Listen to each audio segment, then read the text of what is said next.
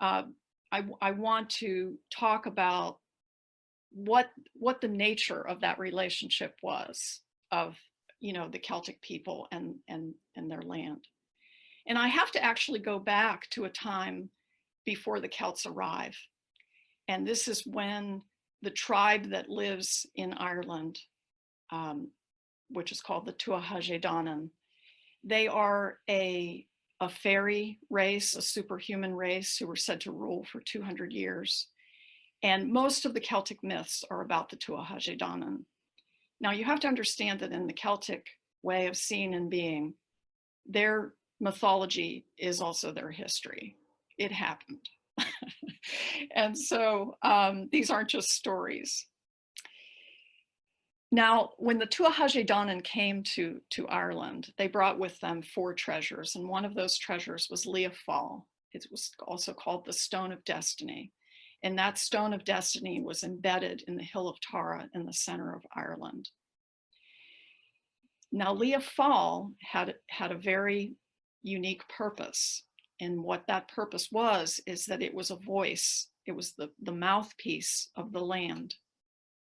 So when the candidates for king would come and stand on Lia Fáil, if the rightful king stood on Lia Fáil, the stone would shout. It would shout its approval. And it was essentially selecting the ruler that it knew that it could work with. What followed was a marriage ceremony. It's called marrying the land. I don't know how much more intimate you can get with the land than that. And during that marriage ceremony, the king would take a vow. And what he would vow would be to forego any personal aspirations or ambitions, any needs or requirements of his own, in favor of utter, complete service and loyalty to the land. If he kept that vow, the land would prosper and the people along with it. If he forgot those vows or broke those vows and began pursuing more self-centered interests, then the land would not prosper, the people would suffer, perhaps war and political unrest would occur. And so it was important for him to keep those vows, and what was going on for the people was a measure of how much he was keeping those vows. It was a reflection of that. So they always knew whether the king was doing what he was supposed to be doing. We call that now, the divine right of kings, and that is the same kind of thing. It's ordained by a father God that, you know, this is the ruler that God has deemed will rule these people. But in this time, this was given by a divine feminine presence that lived in the land, that was the land, and was the goddess sovereignty. So the king marries the goddess sovereignty. Now, the Celtic people, when they came with every bit as much of an understanding of the right relationship with the land as those who went before them, the Tuatha. And so they arrive in Ireland. 2 tribes come. It's the Malaysians from the Iberian Peninsula, and it's also the Gaels from what is now kind of the area of France or Central Europe. The Malaysians had been there before and had had kind of an unfortunate experience with the Tuatha, and they came back to their settlement on the Iberian Peninsula, and they said, you know what, we're going to go back there and we're going to claim Ireland for ourselves. And so they enlist the help of the Gaels, and they amass all these ships, and they descend on Ireland, and they come ashore and they meet with the Tuatha, who say to them, look, we're not prepared for a battle, but we will enlist our druids to cast their worst spells on you. And that's how this battle is going to go. And the leader of the Malaysians, whose name is Avergan, he's a poet, says, okay, here's what we'll do. We'll get in our ships. We're going to head back out to sea. We're going to go out 9 waves. We're going to turn around and we're going to make for shore. And if we can land, then Ireland is ours. If not, then we'll turn around and we'll go home and you'll never hear from us again. So they head out to sea. They go out 9 waves, and the druids come and they begin to cast their spells. And soon the ocean begins to foment and becomes very, very turbulent. And the wind is blowing and howling and ripping, and a thick mist descends. It's a mist that's so thick you can't see the hand in front of your face.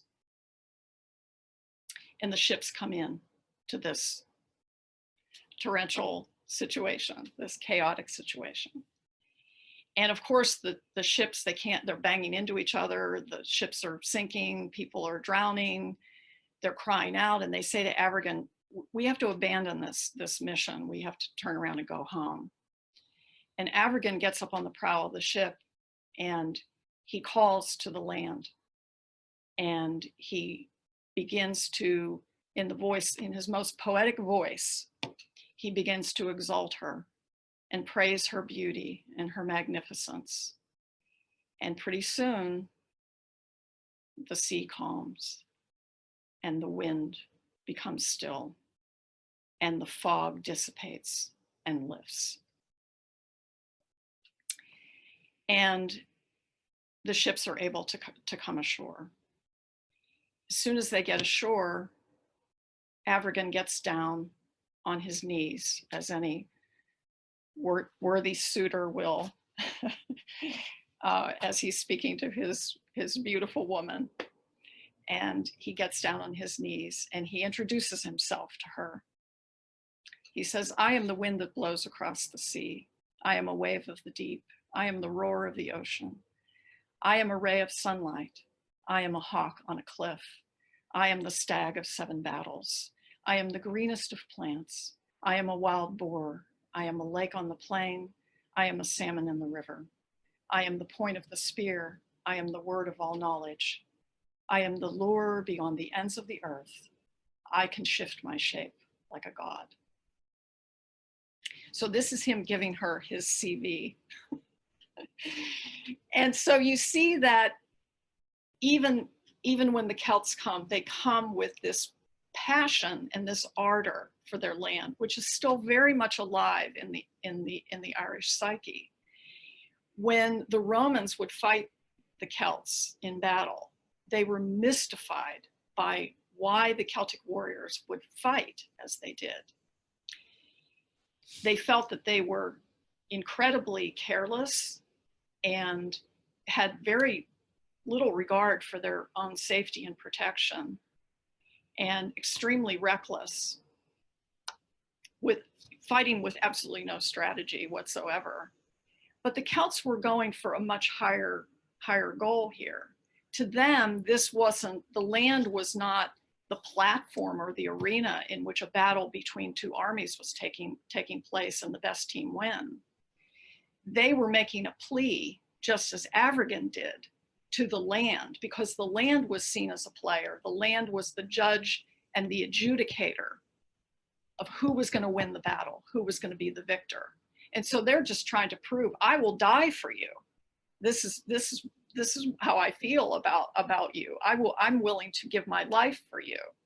And in that way, they're hoping to curry the favor once again of the land to claim them as the victor and the one who can be sovereign with her.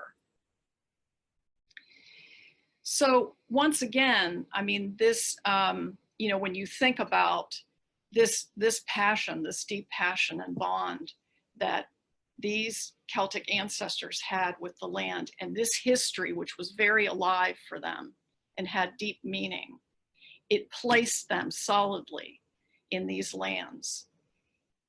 When you then insinuate into that, this history that comes with the intervention of British rule to mounting degrees. And as that happens,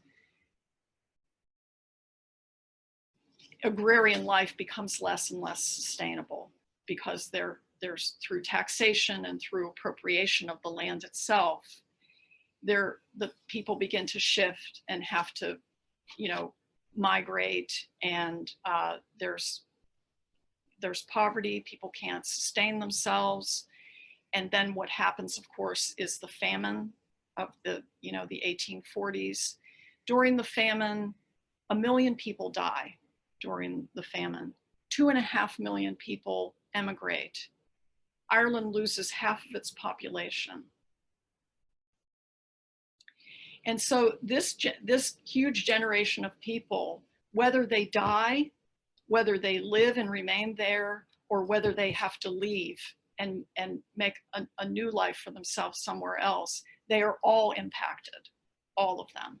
And that is what is coming down through the Celtic DNA, is still the living trauma of that experience, despite the fact that it happened, three or four generations ago.